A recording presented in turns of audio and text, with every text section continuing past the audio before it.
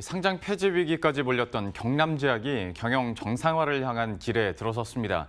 얼마 전 최대 주주 변경에 이어서 경영진 교체까지 이루어졌는데요. 이제는 경남제약이 정상화될 수 있을지 취재기자와 함께 이야기 나눠보도록 하겠습니다. 이대호 기자, 어제 경남제약 임시 주주총회 다녀오셨다면서요? 네. 새로운 최대 주주죠. 바이오제네틱스 컨소시엄이 이제 공식적으로 경영권까지 양수를 했습니다. 어제 경남 의령군 그 본사가 그쪽에 있는데요. 거기서 열린 임시 주주총회를 통해서입니다. 주총이 단 8분 만에 끝났습니다. 작년하고 확연히 달라진 모습이죠. 그래서 이견이 없었고 일단은 그 주총 현장부터 보시죠.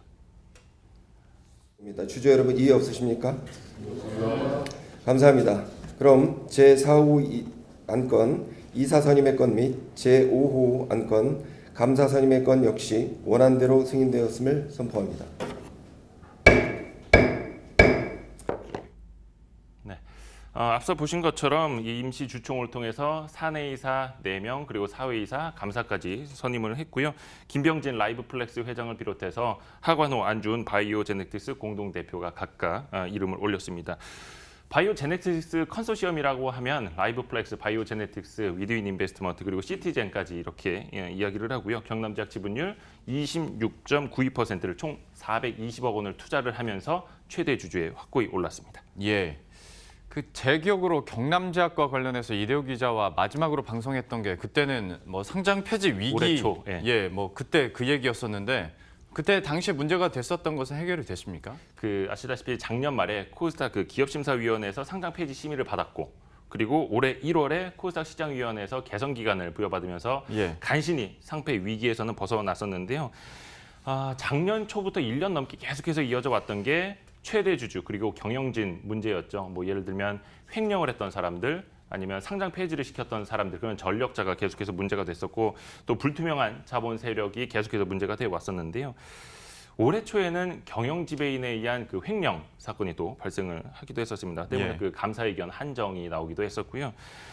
새로운 최대 주주 그리고 새로운 이제 경영진이 이 문제를 하나둘씩 풀어나가야 하는 게 가장 큰 숙제입니다. 하관호 신임 대표의 말 한번 직접 들어보실까요? 가능한 한 빨리 재감사를 진행을 하려고 지금 생각을 하고 있고요. 그동안 뭐 한정 의견을 받은 가장 근본적인 이유는 뭐 아시겠지만 횡령 배임과 관련된 건이었었고 삼정 회계법인도 문제가 없을 정도의 내부 어떤 상황을 좀 정리를 할 것이고, 그다음에 좀 투명성과 관련된 몇 가지 장치들을 또 더 추가할 생각입니다. 방금 인터뷰 내용에서 나온 것처럼 감사의견, 그러니까 이제 적정을 받아야겠죠. 뭐 이것도 중요하겠고. 근데 사실 거래가 재개되려면 경남제약은 이런저런 문제가 많이 얽히고 설켜가지고요. 이게 좀 향후 전망이나 감사의견 적정을 받는다고 그러면 거래 재개된다고 우리가 판단을 해도 되는 겁니까? 그거를 확신을 할 수는 없는데 일단 절차상으로는 무조건 감사의견을 제대로 받아와야 하는 건 맞습니다. 해서 일단은 내부에서도 감사의견을 이제 적정으로 받아온다면 거래 재개도 문제 없지 않겠느냐 이런 희망들이 생기고 있는 건 사실이고요. 그런 게 과거 문제가 됐던 최대 주주, 과거 문제가 됐던 경영진은 이제 다 바뀌었기 때문이고요. 그 과거의 문제 해소가 됐다는 거죠. 그리고 또 이번에 최대 주주는 공개 M&A를 통해서 어떤 절차적 정당성 그리고 투명성을 갖췄기 때문에 그동안 한국거래소에서 문제시됐던 것도 이제 해소가 됐다라는 겁니다. 하관호 대표의 말 한 번 더 들어보시죠. 거래소 쪽에서 걱정을 했던 많은 부분들은 해결이 어느 정도는 됐다라고 생각을 하고 있습니다. 그래서 저희가 지금 진행하고 있는 투명성 부분이라든지 그다음에 재감사라든지 이런 것들이 확보가 된다면 거래 재개에 큰 문제가 없지 않을까라는 게 이제 저희 기대입니다. 거래소가 생각하는 여러 가지 보완점들, 그다음에 저희가 또 생각하는 여러 가지 보완점들, 이런 것들을 보완을 해서 거래 재개를 가능하면 빨리 할 수 있도록 최선의 노력을 다할 생각입니다. 지금처럼 경남제약의 어떤 문제들에 대해서 내부에서도 이제 파악을 하고 있는 것 같은데요. 근데 이제 한창 문제가 됐을 당시에도 소액주주들의 반발이 굉장했었지 않습니까? 그렇죠. 지금 분위기는 어떻습니까? 지금은 이 바이오제네틱스 컨소시엄에 전폭적인 지지를 보내고 있습니다. 이제는 더 이상 다른 인수 경쟁사들의 뭐 흔들릴 것도 없고요. 사실 이제는 최대 주주가 됐기 때문에 빠르게 바이오제네틱스가 확실히 키를 쥐고 정상화 속도를 밟을수록 소액 주주들에게도 유리하기 때문입니다.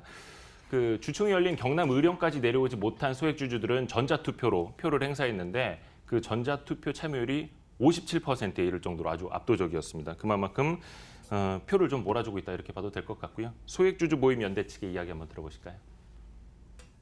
이제 여러 소액 주주분들이 가슴앓이하고 잠 못 이루는 밤들이 참 많았습니다. 근데 이제는 뭐 그런 문제들이 일련의 과정을 통해서 다 해결이 돼 가고 있고 또 저희가 바라는 거래 정상화, 거래 재개가 방해되는 문제들이 이제 앞으로 튀어나올 게 없다고 저희는 봅니다. 그래서 더 이상 문제가 생길 거가 없이 잘 해결될 수, 원만히 잘 해결될 수 있도록 저희 소액 주주들은 견제와 감시를 계속할 거고 또 새로운 대주주인 바이오제네틱스가 진짜 60년 넘은 기업인 경남제약을 잘 운영하시고 앞으로 더 좋은 회사로 발전시켜 주시길 바라는 마음입니다.